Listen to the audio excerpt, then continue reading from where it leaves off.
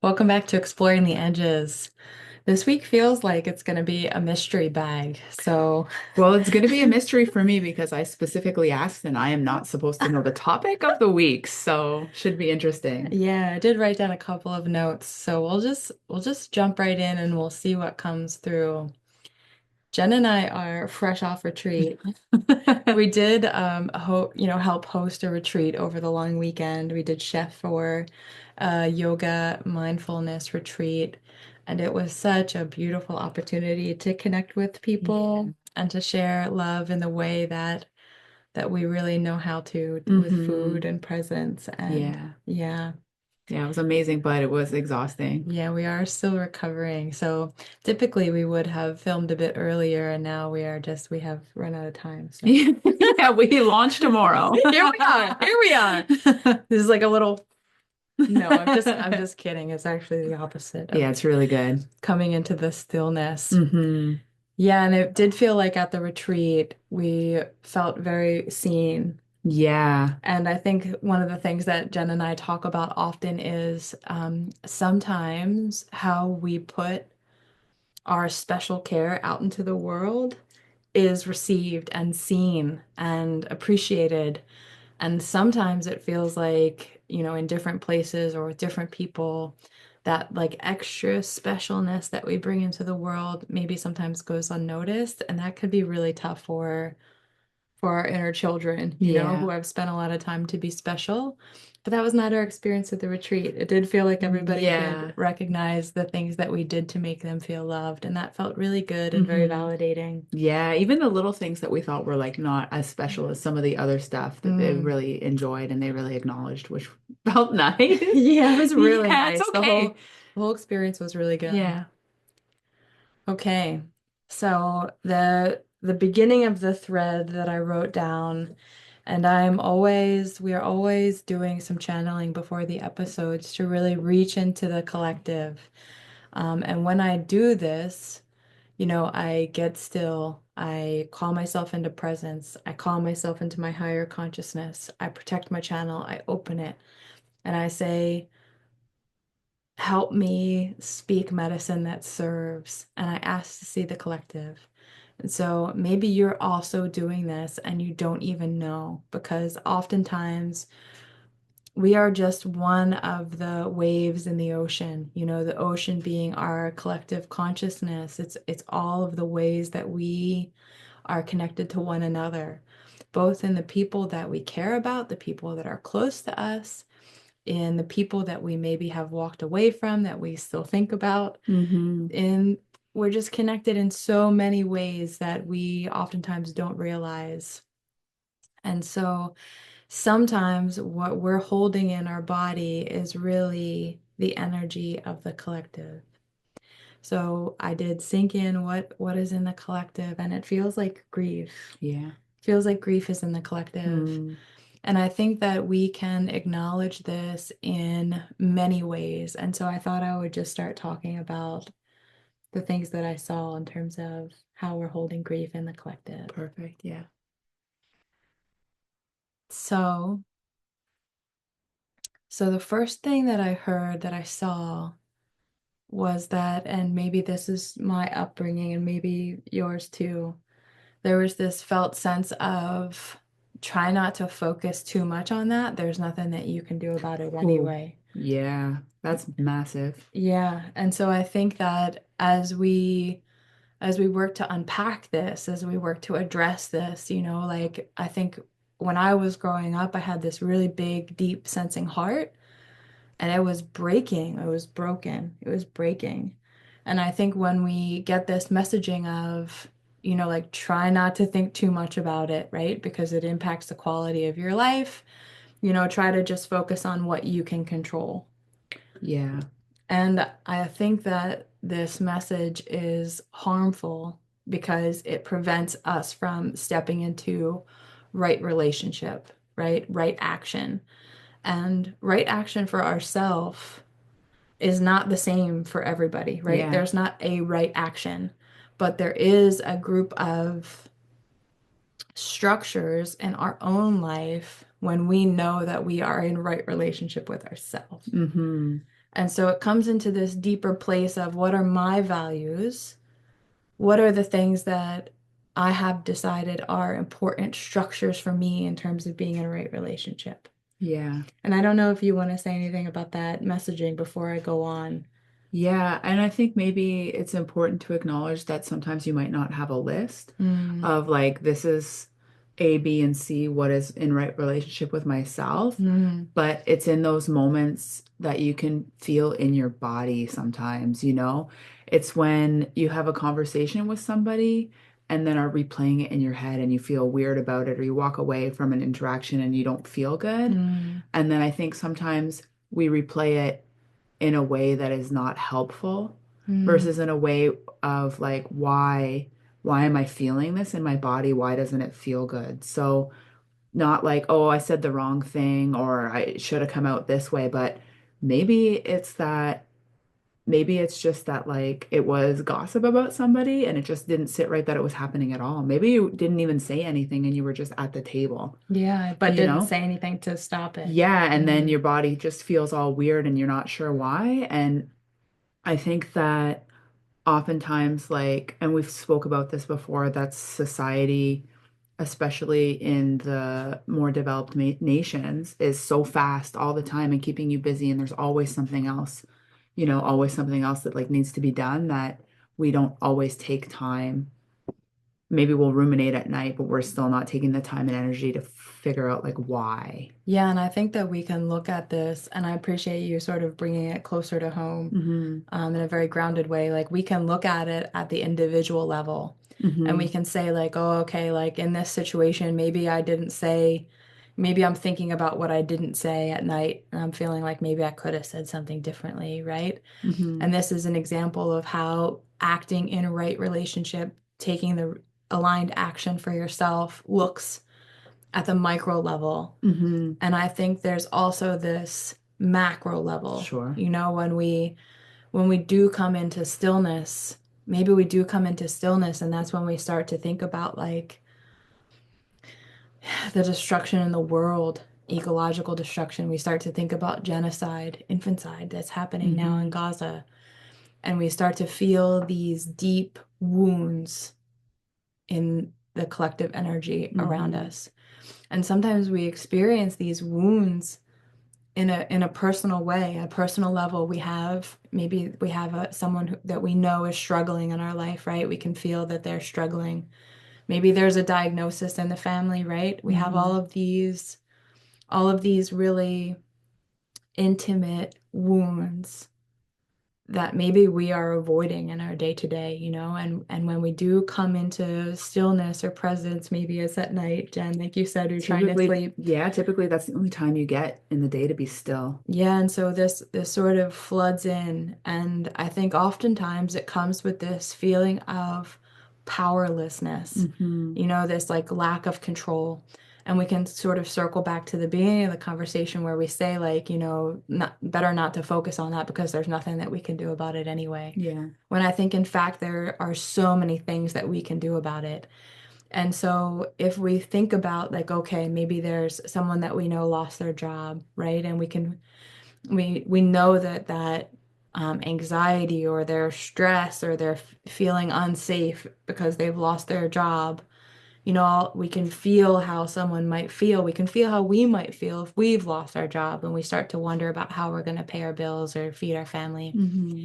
And so the first thing that we can do when it feels like we can do nothing is witness, is to be present to that feeling, is to allow ourselves to feel safe enough in our bodies to feel how that might feel, to really hold that fear in our body. Hmm. And I think just the act of being present with that emotion is a right action, Hmm. is right relationship. And I think when we start to do those things, what opens up in us is a small way to take the next aligned step. Yeah. So if we're sitting in that feeling, we'll stay with the example of like somebody maybe lost their job. Sure. So you're feeling that how might I feel? Like what might I need, right? And maybe it's an encouraging word, like, hey, maybe this is an alignment actually that's happening. You lost your job, but maybe you're creating space for something more aligned, for something Mm-hmm. else, for something destined for the work that you're supposed to be walking towards. Mm-hmm. And so maybe it's just a message. Or if there's a diagnosis in the family, right? And everyone is feeling that grief, coming into that grief. Maybe it's saying, like, you're not alone. I'm Yeah. going to walk through this with you. And it feels like we can't access those deeper aligned actions unless we're willing to be present with the suffering. Yeah. And it is from that place of being willing to witness that we can then turn with love. Yeah. And so it feels like if we can then shift, because we are moving through just incredibly transformative times, and we need to hold space for the same way that we can hold space for maybe our friend who has lost their job. And maybe we can even see it. Maybe we can even see that they were in a shit job Yeah. that they were way too good for. They were Yeah. not getting paid enough for. They're Mm-hmm. so talented. They Mm-hmm. have this beautiful gift. They just need to pivot and shift in a way that makes them forward in their gifts, in their love. Maybe we can even see it. Yeah. This is the same thing that's happening at the collective, Sure. on the collective level. And so, as we start to use the tools that we've built in our intimate relationships, we can start to apply those to the collective. Mm-hmm. And this is where I think that messaging from the beginning, there's nothing that you can do about it, don't pay too much attention to it, really starts to get harmful Yeah. because there are many people who are starting to take the biggest actions they feel like they can manage, and they Mm-hmm. still feel really small. Yeah. But it is the collective work. It is this piling up of collective intentional action that is already shifting things. Mm-hmm. And so I think a lot of times when we need to be able to picture this idea of thousands of people holding a stick, you know? And this act of needing to build the fire, we need to build the fire, the prayer for our new felt sense of identity. Thousands of people are holding a stick. I can't do anything with this stick, right? Yeah, this is where I'm sitting right now. Yes, and Yeah. then we can start to imagine if everybody started to just place their sticks one by one in a fire, Yeah. and what that looks like when all of those thousands of sticks catch Yeah. spark and burn. Yeah. And so I think as we start to move through this, there are a couple of things that help us move from standing with our stick Mm-hmm. into this first knowing how powerful that stick is, feeling like you're able to contribute the stick to the fire, Yeah. and then embracing that the spark, the ignition both destroys and creates. Yeah. And so these are the pieces that am wanting to weave. Yeah. Yeah. And it just feels like, how can I say it? Like when I say I'm sitting in it, it's Mm, not necessarily personal. It's that like these are the messages that are coming in as you're speaking. mm, Like with the stick, I only have this one stick. I can't build a fire with it. yeah. I only have 10 extra cents. There's no point in donating to whatever. Yeah. I can't make any difference, but if everybody pools, Yeah. And even I think it's sometimes also like I think it's referred to as the butterfly effect. yeah, Like even if you're like, I am heartbroken about this diagnosis, there's nothing I can do. When in fact, there's so much we can yeah, do as we help people walk towards the end of their life? yeah, of course. But it just feels like this messaging to like there's nothing you can do or there's like just keep your head down. Don't worry about this stuff. Don't worry about this. You can't do anything about it anyway. Yeah. Don't focus on it. It Yeah. feels like this messaging is so universal, and it Mm, makes me just question like why? mm, Why is this messaging so universal? Like, who is it benefiting? Because I just feel like as a people, we can come together and we can make massive, massive change. And there are people in this world that do not want that. It doesn't benefit them. yeah, And it does feel like it's related in some ways, you know? for sure. Yeah. Yeah. So if we think about our stick first, Mm-hmm. standing with our stick,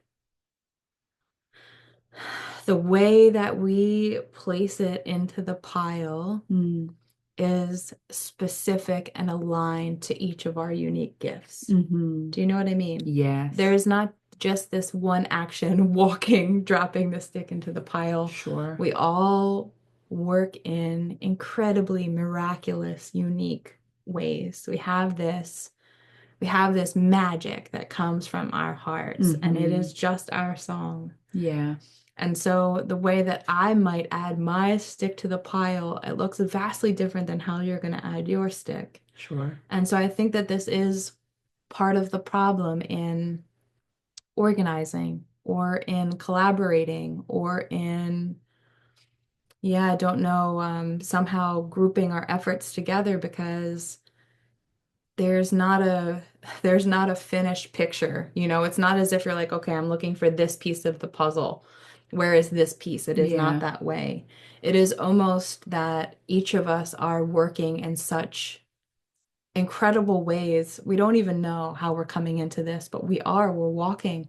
Maybe we're walking slowly, maybe we're walking haphazardly, maybe it feels like we don't have direction, but we're all walking. Mm-hmm. And I think it comes to recognizing like maybe you did say the thing that felt hard. Like last week, you were like, you know what? I'm gonna fucking say the thing. It felt hard. You did it. Yeah. This is the way that we walk. Yeah. Maybe it comes from holding a boundary that you didn't think you could.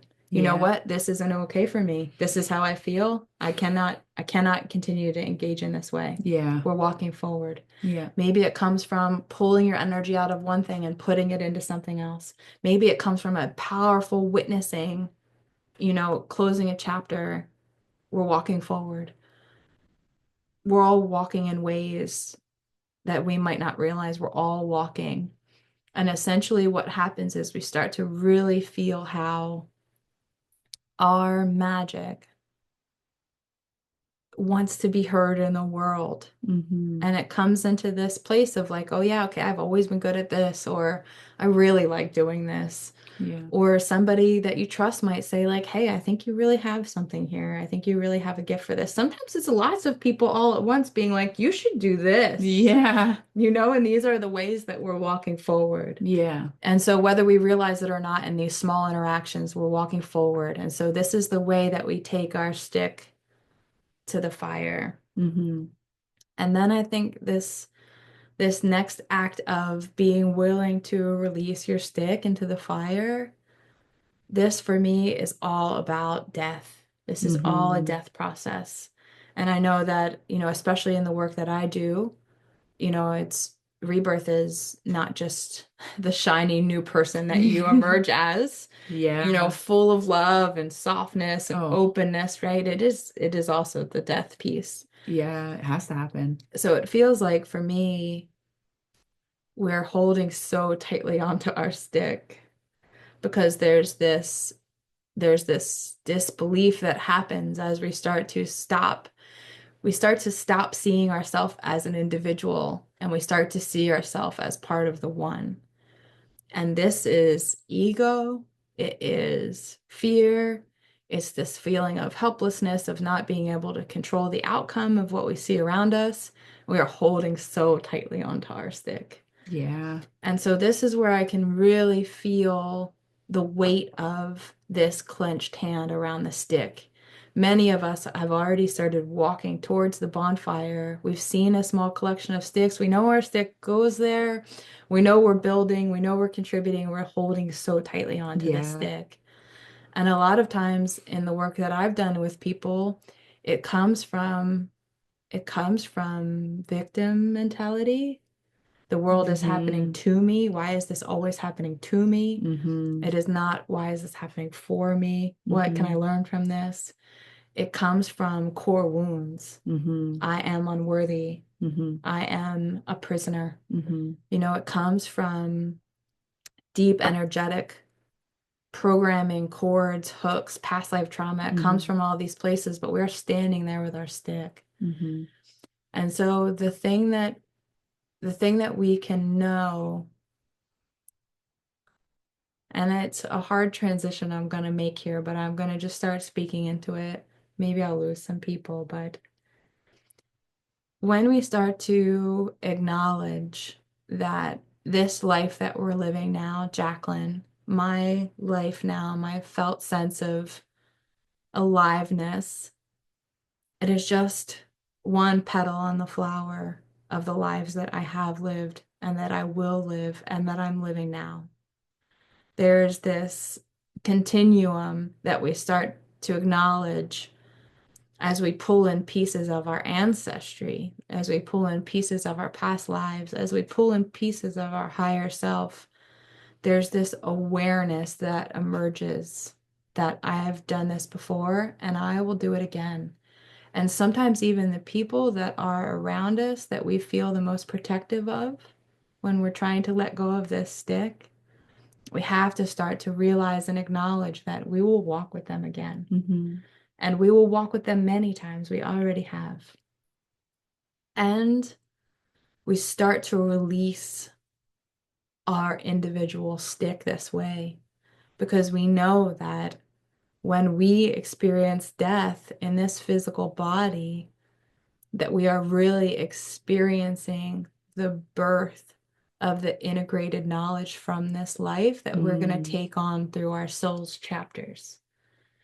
And so it is the same, it's at a macro scale, but if we take it smaller, it's the same as if we get fired from our job and we're like, oh, why does this always happen to me? I'm never going to Yeah. be able to get ahead.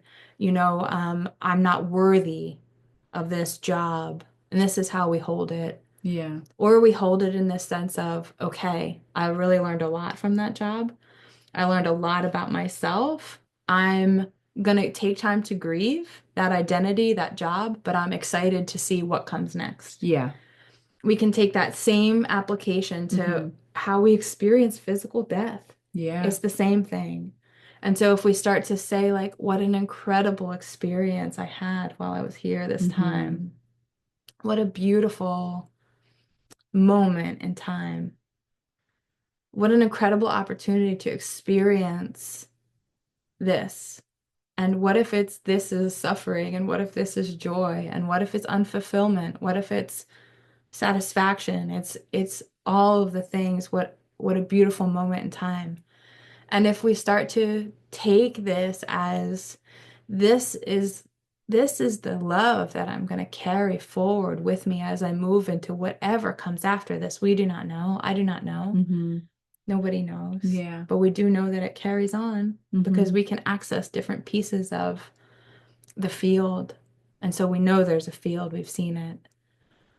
So if we change our thinking around what we're going to take with us when we leave, every moment becomes an opportunity to experience it, to integrate it, to embody it, the magic of that moment. And if we start to shift our thinking from physical death as an end to physical death as also a beginning, Mm. if we can start to shape waking from the dream,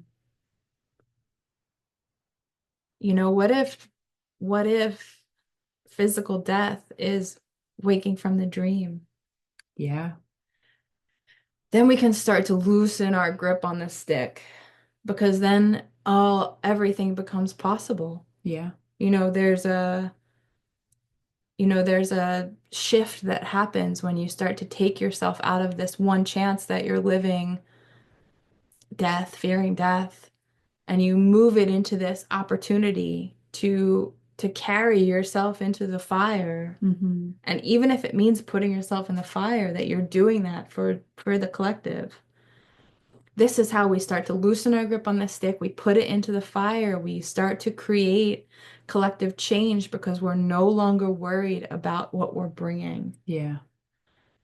And, you know, I see this a lot in the spiritual community, the healing community, wild women, witches, priestesses. They all have wounds Yeah. from being persecuted for this magic before. Mm-hmm. And I'm even now really starting to feel into what the collective masculine shaman wounding is, right? And you've touched on it a bit in your experience. Yeah. We all have both masculine and feminine Energies and energies wounding. wounding, Yeah. right? And magic. Mm-hmm. And so we start to feel into this integration where no longer are we holding on to the stick, but we feel so fucking blessed to be able to Yeah. add our stick to the fire. And it's all Mm-hmm. we want to do. Yeah. And so once we make that shift, it becomes really hard to put ourselves back into the box that we came from because Yeah. who cares about corporate quarterly returns? Yeah. Who cares about this when we know what we came to do and we just want to walk to the fire and put Yeah. it in. And this is the spot that I see the collective in, like really Mm-hmm. holding onto the stick.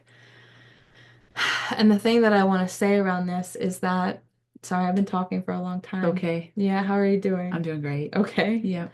The thing that I want to say around this is that we don't see the small actions that we're taking, but they are being taken. And I wrote a couple of things. You Mm. know, there are the priestess pieces of the women. There are the protector pieces of the men. And whether we are fully standing in our truth or we're just holding embodied pieces, because it is not all or nothing. It is not, well, if 7 days a week, 24 hours a day, you are not priestessing, you are not a priestess because that's garbage. Yeah. It's garbage. Yeah. You're priestess in every moment that you show up in an embodied wisdom, full of love, spreading the seed. And you can be a priestess in one moment and not a priestess in the next. Yeah. And so there are women who are sitting at their altars. There are women that are standing in the streams. There are women that are crying in the rivers. There is already happening. We are already holding. There are men who are building the fires. There are men who are holding their communities. Everyone is already walking together. Yeah. And as we start to recognize this, we get to say, okay, my piece, I know it. It is my song. Mm. My piece, I know it is my poetry. My piece, I know it. It's my art. My piece, I know it is the way that I lead groups. Yeah. The piece, I know it is the way that I make people feel safe. Mm-hmm. We know what our piece is. We know. Sometimes we don't want to realize it or face it or recognize it. Sure. We don't want to drop the stick to do the thing that we know we're supposed to do. Yeah. But it's already happening. The web is already woven and they are weaving. We're already doing it. It's already happening. It's Mm-hmm. already done. Mm-hmm. And so once you face this choice, knowing it's already happening, it's easier to start adding your own medicine. Yeah. Yeah. And I think knowing yourself and knowing your own medicine and feeling your own medicine in the same way as at the beginning, you feel like, oh, this interaction was a little bit off. And you're saying men and women, but we said before, you said before, we both have masculine and feminine energy, masculine and feminine wounding. So if you're a woman and you're the one who feels like you should be holding your community and building the fire, amazing. If you're a Amazing. man who's in a stream, amazing. Amazing. Yeah, so it's more masculine, feminine than man and woman. And I Oh, think there's like a confusion in there and it's wording that comes out, but yeah. And sometimes it's a little bit more difficult because just because of the way that society is set up, like dividing everybody into their own little pockets. yeah. But sometimes it's realizing that, you're a man and you hold more feminine energy and being okay with that because you have wounding in that area, feeling like you can't be this way because of, or a woman that is holding more masculine energy and you can't be this way because of. Mm, And it's all just rhetoric and it's all, you know, I think it's just finding like your genuine self and purpose. And yeah. that's the most powerful thing that you can add to the fire also. Yeah, and being witnessed. Yeah. Because I think a lot of times it really takes somebody who holds love to say, Hmm. I see you. Yeah. And it's there's nothing that's more powerful than that, being witnessed in your truth. Yeah. And I think the last thing that I wanted to talk about is that I want to just touch back on this idea that many times what we think we're working through is not ours. It belongs to the collective. Hmm.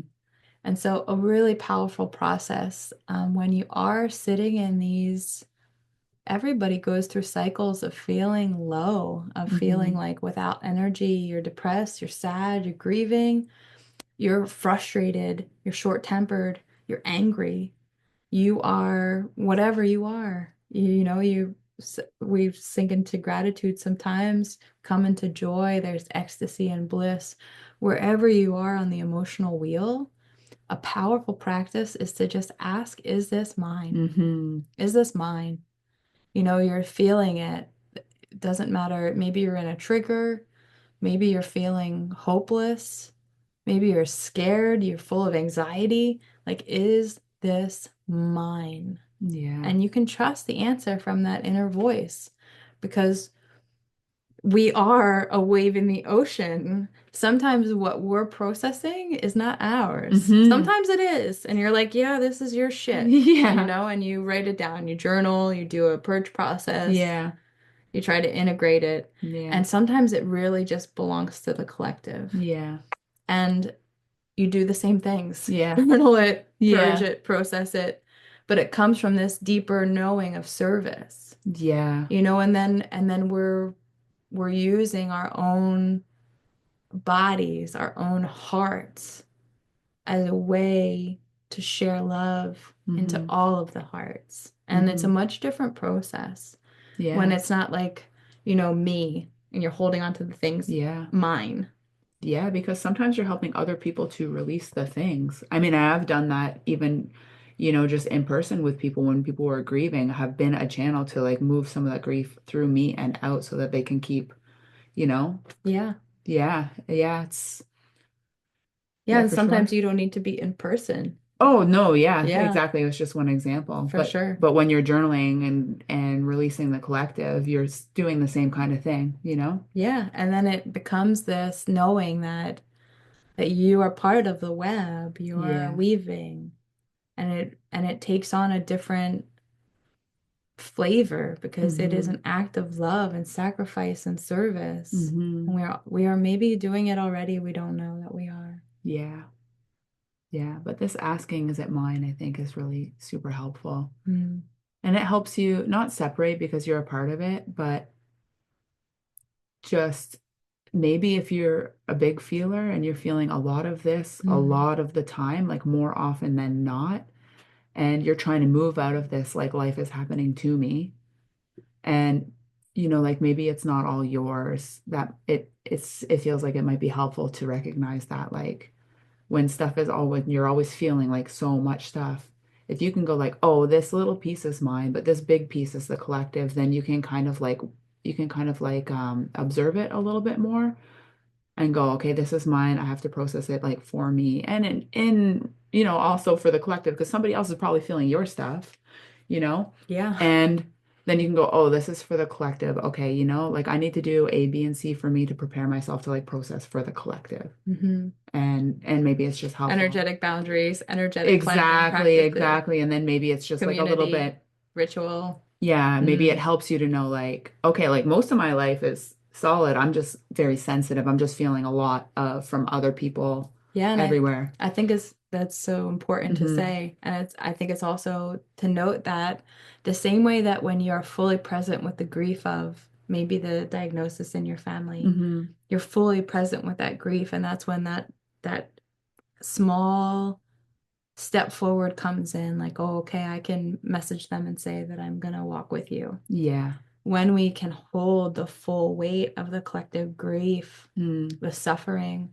Sometimes when I'm holding collective energy, it's so beautiful that I cry for a couple of hours Yeah. just because of the beauty. Yeah. But that is not always the case. Yeah. Sometimes when I'm holding the full collective energy, the grief and the suffering is so deep, Mm. but it is from that full witnessing that that small next step aligned comes in. Maybe I Mm-hmm. can share my voice. Yeah. Maybe I can hold my community in this way. Mm-hmm. And the same way that this next action for your Yeah.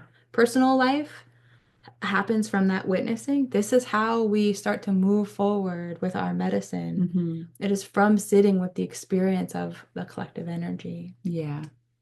Mm. Yeah. Oh, beautiful. Yeah, this is it. This is the message for today. Yeah. Yeah, I do hope it serves. Maybe it Yeah. felt rambly. I don't know. I don't think it did. Okay. Yeah, I feel like I'm a viewer a little bit today, but I get to ask any questions or put any input in live. Mm. Yeah, really beautiful. Thank you so much for sharing Oh, sure. and for channeling and all the Yeah. things. Oh, it's so nice. Thanks for holding space, Of friend. course. If you've tuned in with us today, let us know if there's anything that really resonated. It so helps Yeah. us to like and share, follow. Yeah, and a big part of putting this out is, we also want to build community and find community and share within community. And so if you're going through stuff, or like you said, if this is resonating Mm. and you feel called to share, whether it's in a comment or even in a DM, if it Yeah. feels too vulnerable, we would love to hear from you. Yeah, we also have an email. Yeah, we do have an email, exploringtheedgespodcast@gmail.com. It's all below. So Yeah. yeah.